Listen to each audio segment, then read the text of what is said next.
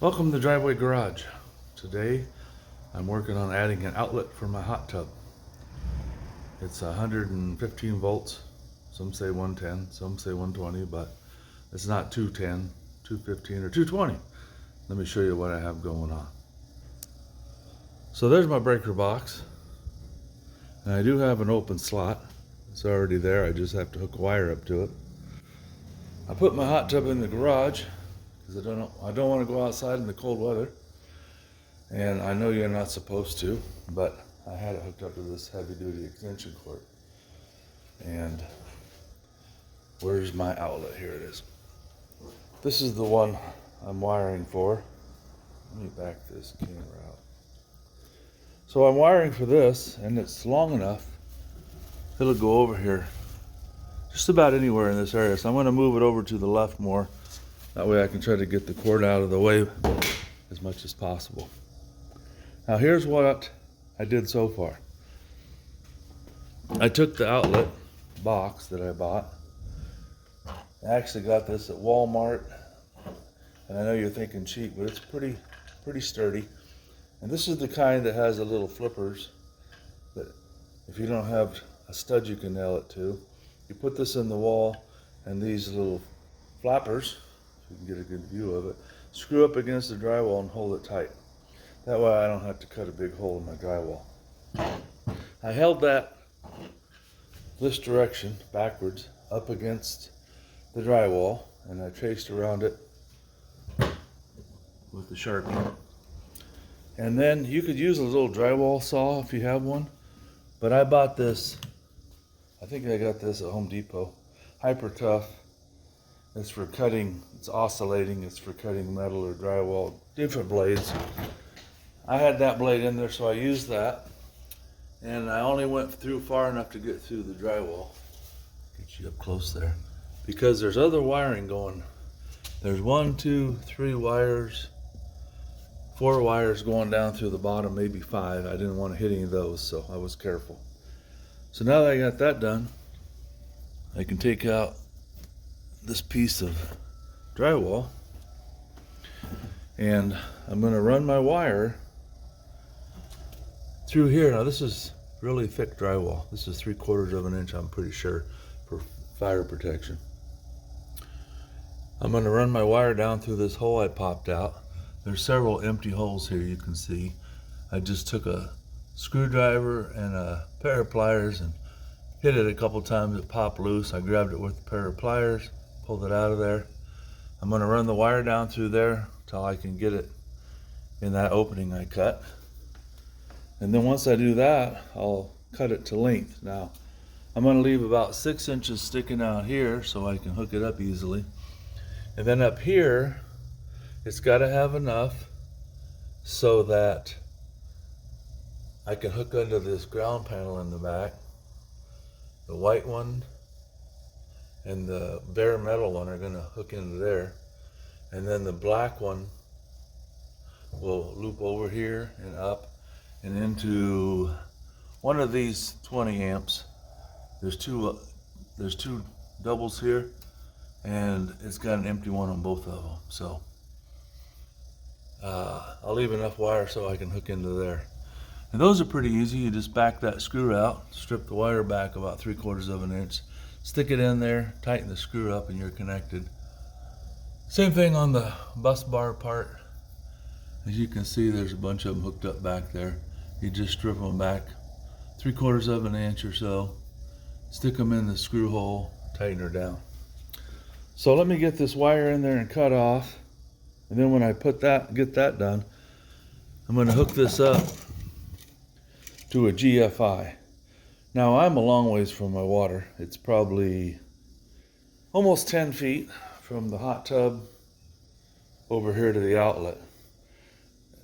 They want a GFI, so if you're wet, something happens, it'll just flip the breaker. But I know a lot of times these get plugged in pretty close to where the water is, and they want them covered. Plus, if it's outside, you want it covered, you want a GFI. Mine's in the garage, it'll be nice and dry. But let me get this wire in there, and I'll show you what that looks like. Oh, I wonder if I hit the off button. Anyway, I'll splice these together if I have to, the movies, or the videos that is, but this is going to go in the box also. Let me get it where you can see it good. Now this is the clamp for the wire, and this kind, a lot of them have a nut on the end that screws on, so if you have access to it you can do that one, but this one is made to snap into place, and then I'll have my wire inside of this, and that'll keep it from getting cut up by the metal box and having electrical problems. So let me get back to it. Well, that was easy peasy. I shoved it down in the wall, and I realized there's a plastic moisture barrier in there, so it was behind there, but that just came out of the way. So I have the wire sticking out there, the wire's in there. Now I'll get the clamp on this wire, get it down in the hole where it belongs. I don't need quite that much length there. Pull that back a little bit. And then once I get this longer piece cut to length, I've got to strip the insulation back, just like you see on all these wires. There's not all this thick insulation on them. So let me get that done. Something else I want to do before you run your wire in here and get it all hooked up is make sure that your box is actually going to slide in the hole like it's supposed to. I was lucky. I cut mine just big enough. It slid right in there and it won't be a problem. So now I just need to get my wire in it and push it back in. So there's these 4 holes in the back, slots for wires, and just take a screwdriver and you push on the bottom of one of these, and it'll pop loose, and then you can slide your wire in that hole. And let me get that done. Okay, so I got the clamp there, and I got that wire in. I stripped the insulation off of it. Let's see, we should, oh yeah, I gotta pull that wire. I tightened up those 2 screws right there, and I got a little ahead of myself. I need to get the slack out of this wire first. Okay, so I got the box in the wall and secure. I got the wires stripped back just a little bit. And something I never noticed is I think I only need 3 wires. This might be made for 220. I'm gonna have to call an electrician friend of mine because I didn't think I needed 4 wires. And here's an outlet that I put in before, and it's just got black, white, and copper. So I'm gonna look at this a little bit more, but I think I have 1 extra wire, which I just won't use it. But I better call my electrician friend and make sure I'm doing this right. So I'll be back. Well, I wanted to show you guys what we ended up doing. I found out when we got all done, the GFCI, whatever it's called, outlet didn't come with cover plate.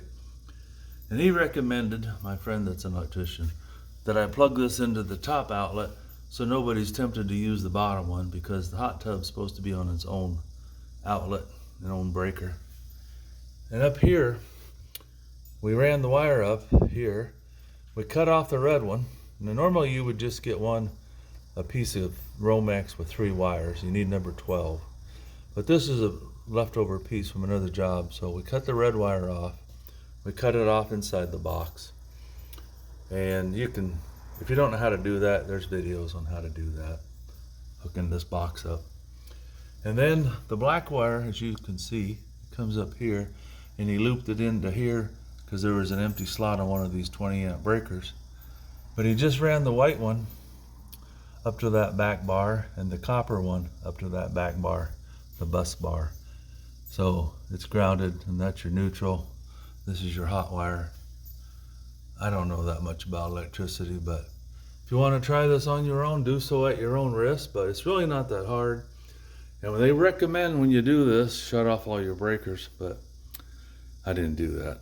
Because what it does, it shuts the power off here. You still have power coming in, so you wouldn't want to touch any of those, but it would kill all these. They'd all be dead, so you wouldn't get electrocuted. But My friend's an electrician. He works at a factory and they have to keep everything live all the time.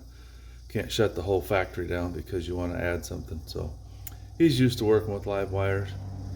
When I was young, my dad would be working on something. He'd be talking. I'd say, don't stick your finger in there too far. But he was an electrician by trade also. So anyway, it's in. I now don't have to use an extension cord. They make I guess it's a 12 or 15 foot cord on these things, and it's heavy duty wire. It's plugged into the hot tub. So I'm good to go. I don't have to worry about whatever. So hope this video helps somebody. Feel free to like, share, and subscribe.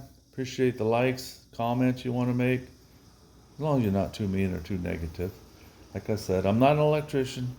I just try to save myself money whenever I can. Thanks again for watching.